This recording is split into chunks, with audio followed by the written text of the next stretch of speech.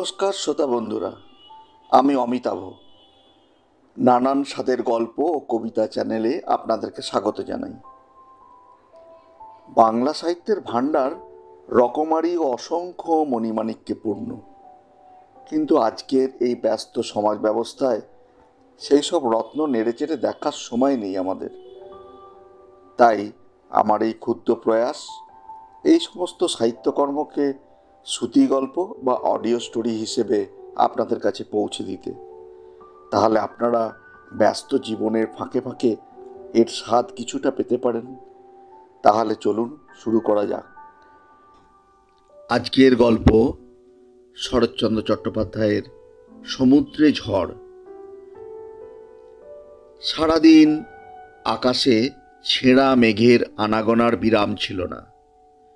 এখন অপরাহ্নের কাছাকাছি একটা গাঢ় কালো মেঘ দিক চক্রবাল আচ্ছন্ন করিয়া ধীরে ধীরে মাথা তুলিয়া উঠিতে লাগিল। মনে হইল সমস্ত খালাসিদের মুখে চোখেই কেমন যেন একটা উদ্বেগের ছায়া পড়িয়াছে। তাহাদের চলাফেরার মধ্যেও এক প্রকার ব্যস্ততার লক্ষণ, যাহা ইতিপূর্বে লক্ষ্য করি নাই। একজন বৃদ্ধ গোছের খালাসিকে ডাকিয়া জিজ্ঞাসা করিলাম, চৌধুরীর পো, আজ রাত্রেও কি কালকের মতো ঝড় হবে মনে হয়? বিনয়ে চৌধুরীর পুত্র বশ হইল, দাঁড়াইয়া কহিল, কর্তা নিচে যাও, কাপ্তান কইছে সাইক্লোন হতে পারি। মিনিট 15 পরেই দেখলাম কথাটা অমূলক নয়। উপরের যত যাত্রী ছিল সকলকে একরকম জোর করিয়া খালাসিরা হোল্ডের মধ্যে নামাইয়া দিতে লাগিল। 2-4 জন আপত্তি করায় সেকেন্ড অফিসার নিজে আসিয়া ধাক্কা মারিয়া তাহাদিগকে তুলিয়া দিয়া বিছানাপত্র পা দিয়া গুটাইয়া দিতে লাগিল। আমার তোরঙ্গ বিছানা খালাসিরা ধরাধরি করিয়া নিচে লইয়া গেল, কিন্তু আমি নিজে আর একদিকে সরিয়া পড়িলাম। শুনিলাম সকলকে, অর্থাৎ যে হতভাগ্যেরা 10 টাকার বেশি ভাড়া দিতে পারে নাই, তাহাদিগকে জাহাজের খোলের মধ্যে পুড়িয়া গর্তের মুখ আঁটিয়া বন্ধ করা হইবে। তাহাদের মঙ্গলের জন্যও বটে, জাহাজের মঙ্গলের জন্যও বটে, এই রূপই বিধি। কিন্তু আমার জন্য এই কল্যাণের ব্যবস্থা কিছুতেই মনঃপূত হইল না। ইতিপূর্বে সাইক্লোন বস্তুটি সমুদ্রে কেন ডাঙাতেও দেখি নাই। কি ইহার কাজ, কেমন ইহার রূপ, অমঙ্গল ঘটাইবার কতখানি ইহার শক্তি, কিছুই জানি না। মনে মনে ভাবিলাম, ভাগ্য বলে যদি এমন জিনিসেরই আবির্ভাব আসন্ন হইয়াছে, তবে না দেখিয়া ইহাকে ছাড়িব না। তা অদৃষ্টে যা ঘটে তা ঘটুক। আর ঝড়ে জাহাজ যদি মারাই যায়, তো অমন প্লেগের উদুরের মতো পিঁজরায় আবদ্ধ হইয়া মাথা ঠুকিয়া ঠুকিয়া জল খাইয়া মরিতে যাই কেন? যতক্ষণ পারি হাত পা নাড়িয়া ঢেউয়ের ওপরে নাগরদোলা চাপিয়া ভাসিয়া গিয়া এক সময় টুপ করিয়া ডুব দিয়া পাতালের রাজবাড়িতে অতিথি হইলেই চলিবে। কিন্তু রাজার জাহাজ যে আগে পিছে 1,00,000 কোটি হাঙর অনুচর ছাড়া কালাপানিতে 1 পা চলেন না, এবং জলযোগ করিয়া ফেলিতেও যে তাহাদের মুহূর্ত বিলম্ব হয় না, এ সকল তথ্য তখনও আমার জানা ছিল না। অনেকক্ষণ হইতে গুড়ি গুড়ি বৃষ্টি পড়িতেছিল। সন্ধ্যার কাছাকাছি বাতাস এবং বৃষ্টির বেগ উভয়ই বাড়িয়া উঠিল। এমন হইয়া উঠিল যে পালাইয়া বেড়াইবার আর জোর রইল না। যেখানে হোক সুবিধা মতো একটু আশ্রয় না লইলেই নয়। সন্ধ্যার আধারে যখন স্বস্থানে ফিরিয়া আসিলাম, তখন উপরের ডেক জনশূন্য। মাস্তুলের পাশ দিয়া উঁকি মারিয়া দেখিলাম ঠিক সম্মুখেই বুড়ো কাপ্তান দূরবীন হাতে ব্রিজের ওপরে ছোটাছুটি করিতেছেন। হঠাৎ তাহার সুনজরে পড়িয়া গিয়া পাছে এত কষ্টের পরেও আবার সেই গর্তে গিয়া ঢুকিতে হয়, এই ভয়ে একটা সুবিধা গোছের জায়গা অন্বেষণ করিতে করিতে একেবারে অচিন্তনীয় আশ্রয় মিলিয়া গেল। এক ধারে অনেকগুলো ভেড়া, মুরগি ও হাঁসের খাঁচা উপরে উপরে রাখা ছিল। তাহারই উপরে উঠিয়া বসিলাম। মনে হইল এমন নিরাপদ জায়গা বুঝি সমস্ত জাহাজের মধ্যে আর কোথাও নাই। কিন্তু তখনও অনেক কথাই জানিতে বাকি ছিল। বৃষ্টি, বাতাস, অন্ধকার এবং জাহাজের দোলন সব কোটি ধীরে ধীরে বাড়িয়া উঠিতে লাগিল। সমুদ্রের তরঙ্গের আকৃতি দেখিয়া মনে হইল এই বুঝি সেই সাইক্লোন, কিন্তু সে যে সাগরের কাছে গোষ্পদ মাত্র। তাহা অস্থিমজ্জায় হৃদয়ঙ্গম করিতে আর একটু অপেক্ষা করিতে হইল। হঠাৎ বুকের ভেতর পর্যন্ত কাঁপাইয়া দিয়া জাহাজের বাঁশি বাজিয়া উঠিল। উপরের দিকে চাহিয়া মনে হল মন্ত্র বলে যেন আকাশের চেহারা বদলাইয়া গেছে। সেই গাঢ় মেঘ আর নাই। সমস্ত ছিঁড়িয়া খুঁড়িয়া কি করিয়া সমস্ত আকাশটা যেন হালকা হইয়া কোথাও উধাও হইয়া চলিয়াছে। পরক্ষণেই একটা বিকট শব্দ সমুদ্রের প্রান্ত হইতে ছুটিয়া আসিয়া কানে বিঁধিল। যাহার সহিত তুলনা করিয়া বুঝাইয়া দিই এমন কিছুই জানি না। ছেলেবেলায় অন্ধকার রাত্রে ঠাকুরমার বুকের ভেতরে ঢুকিয়া সেই যে গল্প শুনিতাম, কোন এক রাজপুত্র এক ডুবে পুকুরের ভেতর হইতে রূপার কৌটা তুলিয়া 700 রাক্ষসীর প্রাণ সোনার ভোমরা হাতে পিষিয়া মারিয়াছিল, এবং সেই 700 রাক্ষসী মৃত্যু যন্ত্রণায় চিৎকার করিতে করিতে পদ ভরে সমস্ত পৃথিবী মারাইয়া গুড়াইয়া ছুটিয়া আসিয়াছিল। এও যেন তেমনি কোথায় কি একটা বিপ্লব বাঁধিয়াছে। তবে রাক্ষসী 700 নয়, 100 কোটি উন্মত্ত কোলাহলে এদিকেই ছুটিয়া আসিতেছে। আসিয়াও পড়িল রাক্ষসী নয়, ঝড়। তবে এর চেয়ে বোধ করি তাদের আশাই ঢের ভালো ছিল। এই দুর্জয় বায়ুর শক্তি বর্ণনা করা তো ঢের দূরের কথা, সমগ্র চেতনা দিয়া অনুভব করাও যেন মানুষের সামর্থ্যের বাইরে।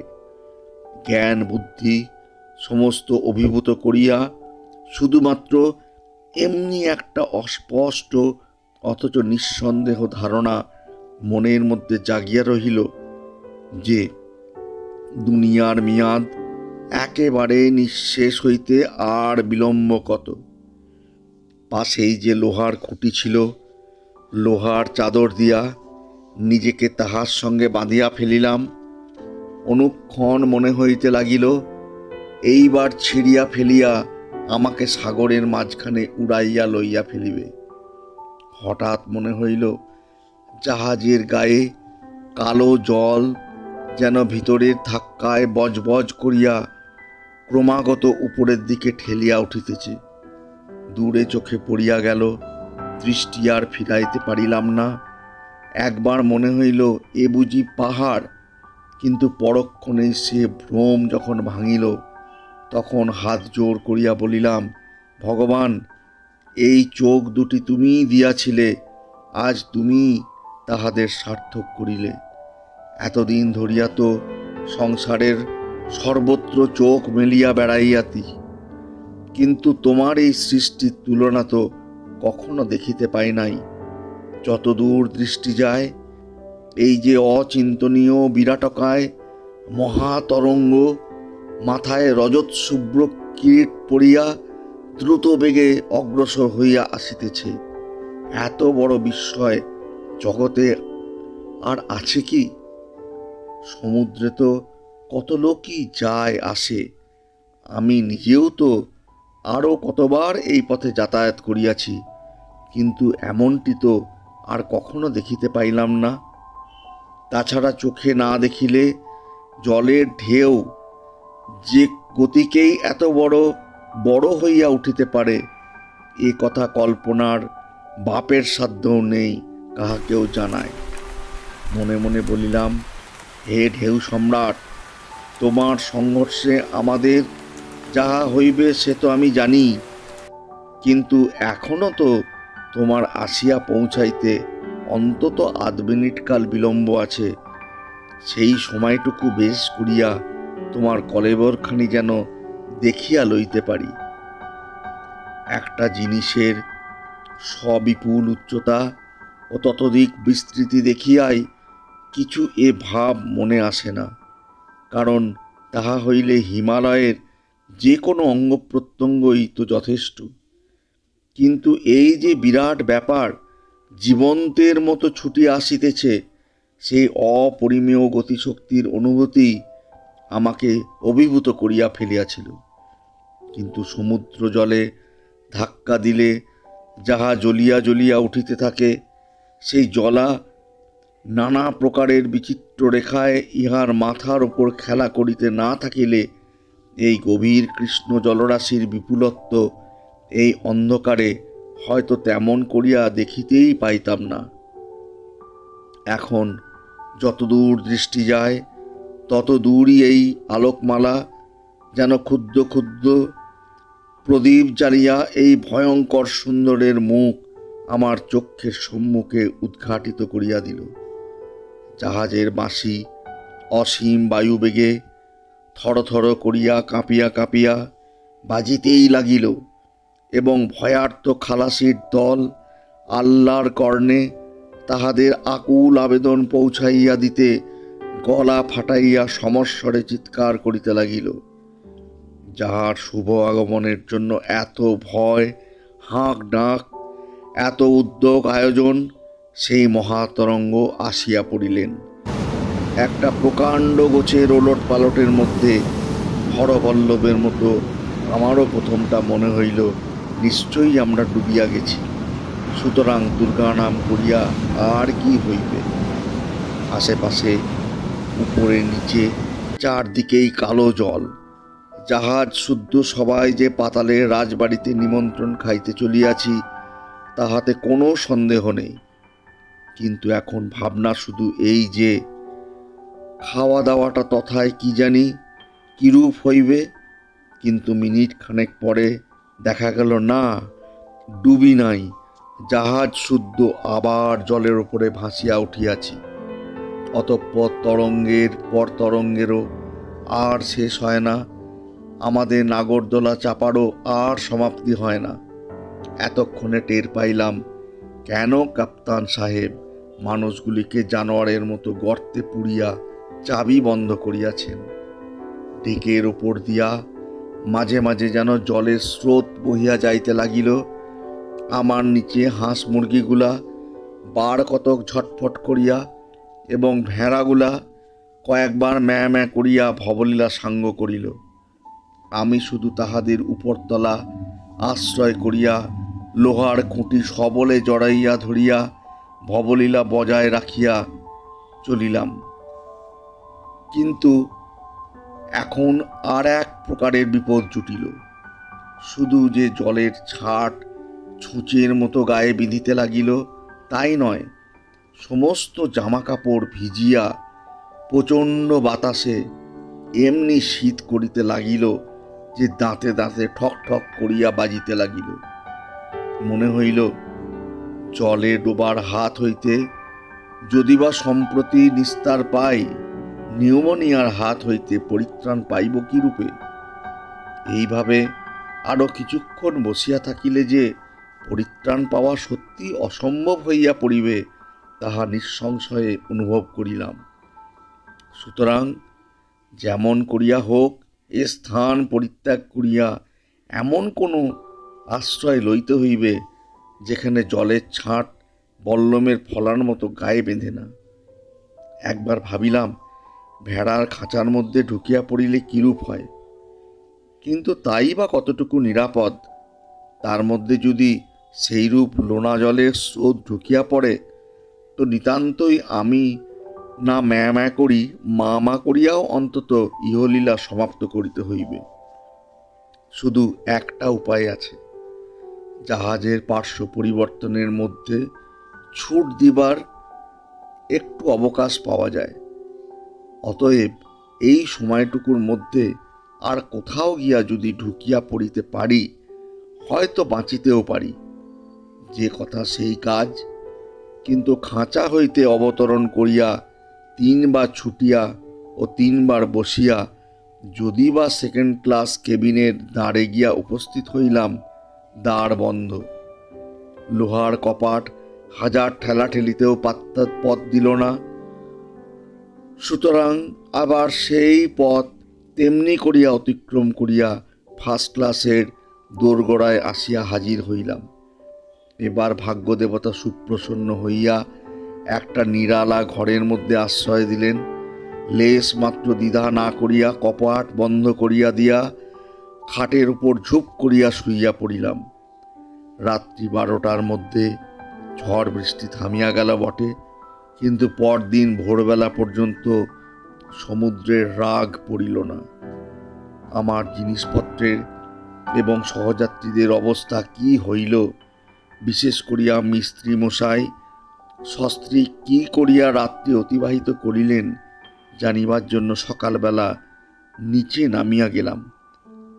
কাল মন্দ মিস্ত্রি একটু রসিকতা করিয়াই বলিয়াছিল, মশাই 32.5 ভাজার মতো আমরা মিশিয়া গিয়েছিলুম, এইমাত্র যে যার কোটে ফিরিয়া এসেছি।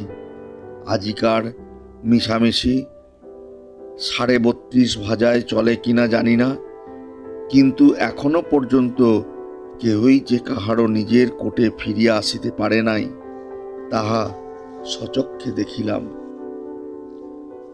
শ্রোতা বন্ধুরা, আজকের মতো এইটুকুই। শরৎচন্দ্র চট্টোপাধ্যায়ের এই গল্প আপনাদের কেমন লাগলো কমেন্ট বক্সে কমেন্ট করে জানাবেন। ভালো লাগলে বন্ধুদের সঙ্গে শেয়ার করবেন। চ্যানেলটি সাবস্ক্রাইব করা যদি না থাকে, তাহলে অতি অবশ্যই সাবস্ক্রাইব করে রাখবেন। আগামী দিনে আরও সুন্দর সুন্দর গল্প কবিতা নিয়ে আপনাদের সঙ্গে মিলিত হব। ভালো থাকবেন সবাই।